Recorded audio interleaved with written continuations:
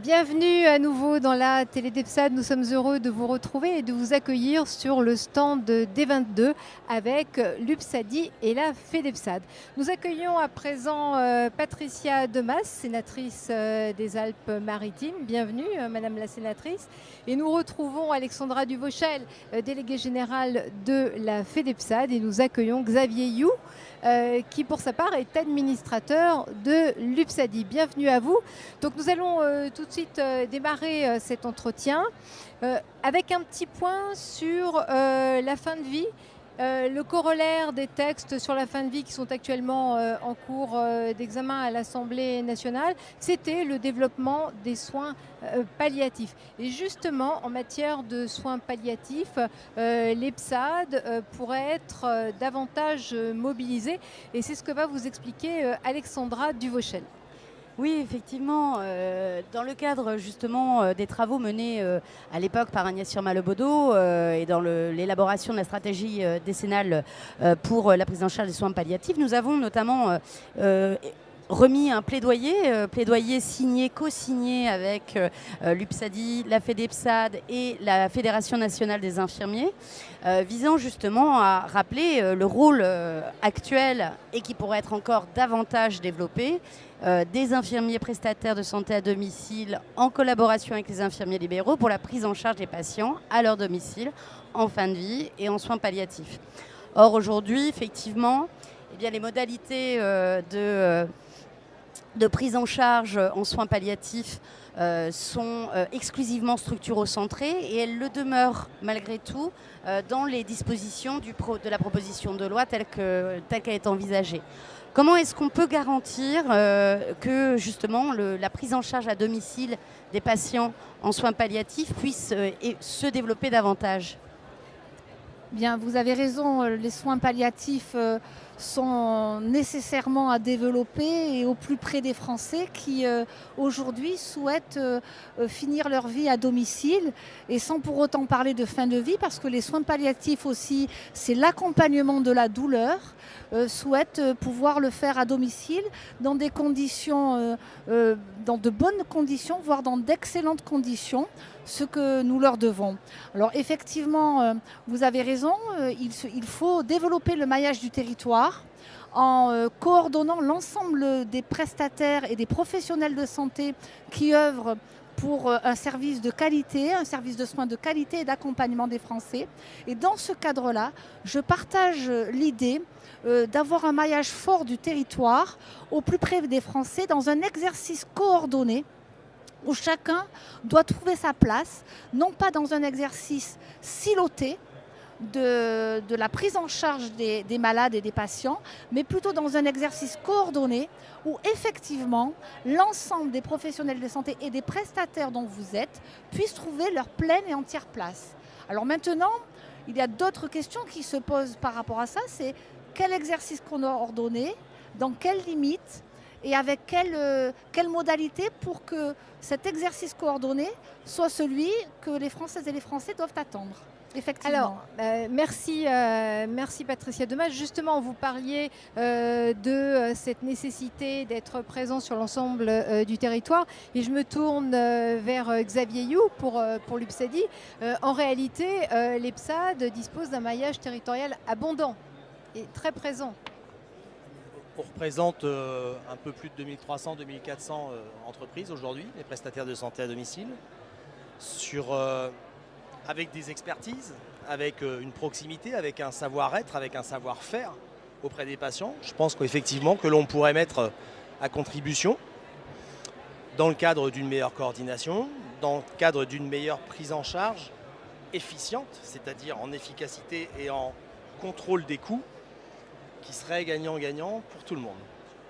Voilà. Merci Xavier You. Alors sur ce sujet, évidemment, on rejoint la question du statut des prestataires de santé à domicile qui ne sont pas suffisamment identifiés dans le système de santé et en tant qu'acteurs de la proximité. Il y a différents textes. En tout cas, le Sénat s'est mobilisé sur l'un d'entre eux à travers la fameuse PPL Milon. Oui, en fait, il y a deux éléments importants. La première, c'est la revalorisation et l'identification d'une profession. Et là, le Sénat j'allais dire, étant proche des territoires et des enjeux des territoires, a initié par le biais du docteur Alain Millon une proposition de loi qui vise à revaloriser, mais surtout à identifier les prestataires en santé à domicile. Ça, c'est très important, avec aussi une déclaration auprès des ARS pour pouvoir promouvoir cette identité et identification qui aujourd'hui prête défaut. Ça, c'est le premier élément et je pense que c'est très important. Puis le second, c'est d'aller plus loin que la loi ASAP ne le fait aujourd'hui.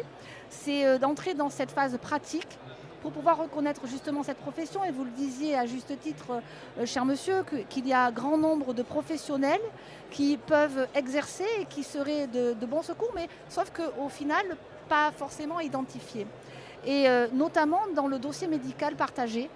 Et là aussi, il y a, je pense, un pas en plus à franchir dans le Code de santé publique pour pouvoir clarifier l'accès au DMP qui peut être alimenté par toutes les données que vous recueillez. Je pensais à l'apnée du sommeil, à tous les domaines d'intervention qui sont les vôtres, pour pouvoir alimenter de manière claire le dossier médical partagé des patients.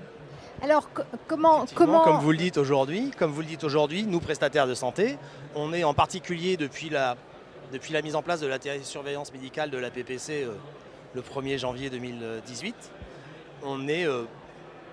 on a accès à beaucoup de données patients et c'est quelque chose qui ne peut aller que dans le sens de la meilleure prise en charge de ces patients-là. On a étendu cette prise en charge de la PPC à la ventilation artificielle assez récemment avec un projet de droit commun, c'est-à-dire que prise en charge du patient avec des forfaits de prise en charge dans lesquels malheureusement les prestataires ont été un peu oubliés. C'est-à-dire que c'est un projet dans lequel les patients ventilés peuvent rentrer dans un système de droit commun de remboursement et où il y a des contrats entre un médecin, un prescripteur, un logiciel, donc ce qu'on appelle un opérateur et j'ai oublié le nom pour le médecin, et le prestataire est oublié de ce schéma-là. C'est-à-dire que le médecin prend un patient en charge, un opérateur qui est propriétaire d'un logiciel va mettre des alertes sur des données cliniques d'un patient.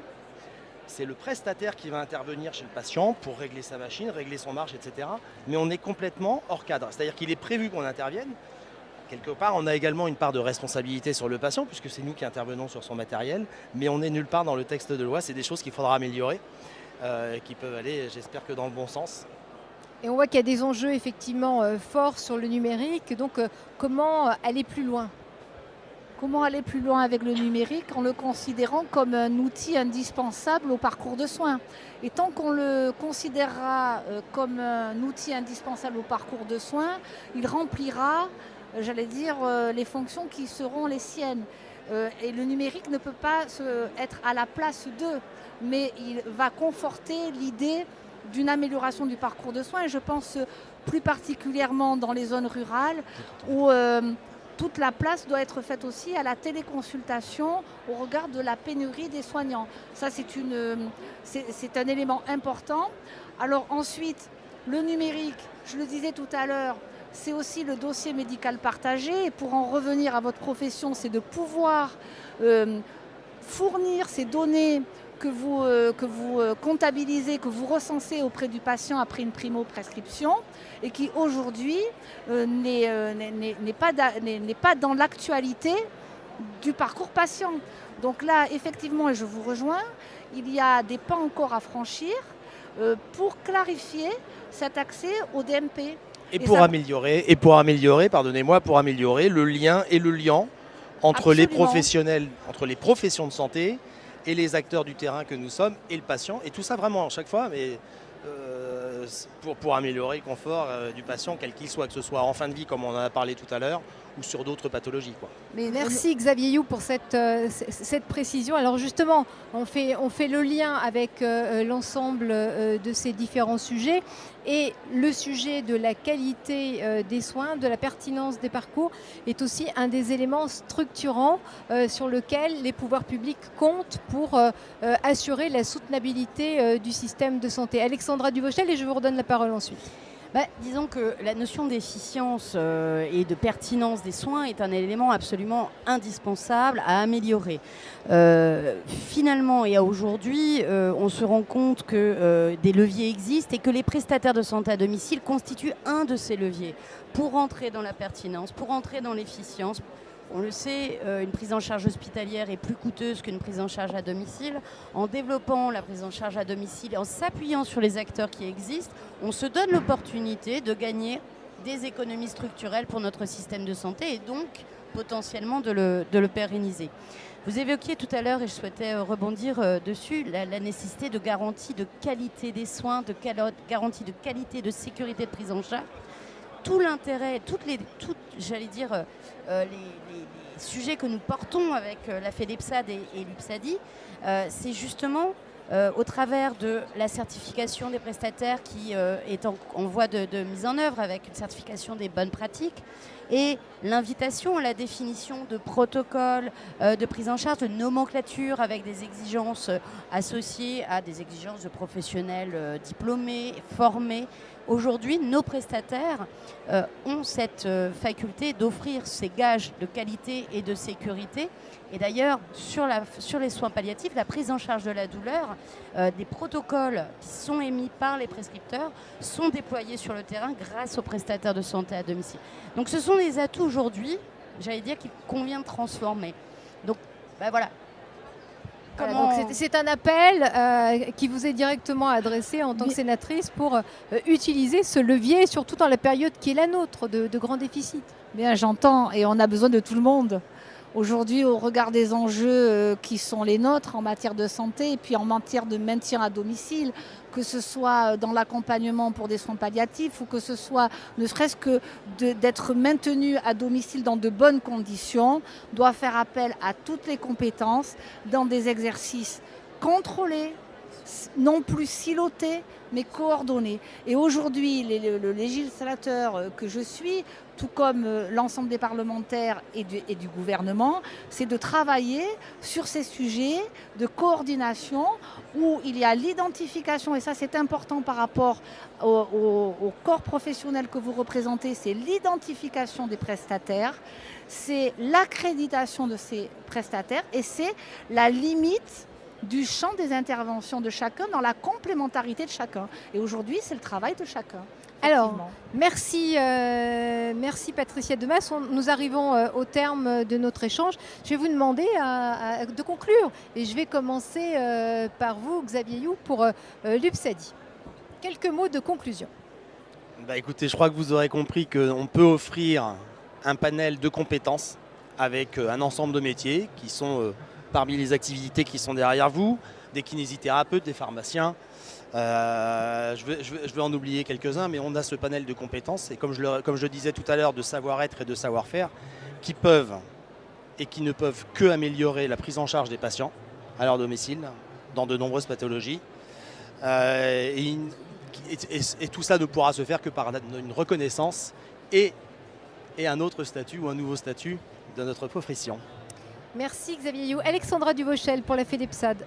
Moi, je vais essayer d'avoir une note optimiste au travers de cet échange et je vous en remercie parce que je note deux choses très positives. D'abord, vous matérialisez ce que le Sénat conforte comme on a besoin de tous les acteurs, de tous les professionnels pour servir le système de santé.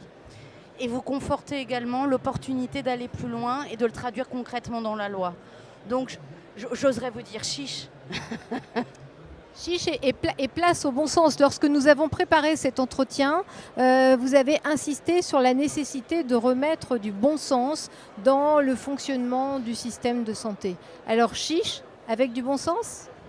Chiche, mais je n'ai pas toutes les cartes, mais en tout cas, j'en ai une, celle de l'engagement pour servir la cause des territoires, à la fois des patients, des professionnels de santé et des professionnels, pour que l'écosystème soit au service des Françaises et des Français qui en ont besoin, quels que soient les territoires. C'est le rôle du Sénat, c'est le rôle aussi de l'engagement que j'ai en tant que sénateur des Alpes-Maritimes pour mon département, mais aussi pour la France et les Français. Merci Patricia Demas. Merci, Je rappelle madame. que vous êtes sénatrice des Alpes-Maritimes et donc on vous remercie d'avoir participé à cet opus de la télé d'EPSAD. Il me reste à vous souhaiter de passer une excellente soirée. Nous refermons cette émission et nous vous donnons rendez-vous demain pour la deuxième journée de la télé d'EPSAD.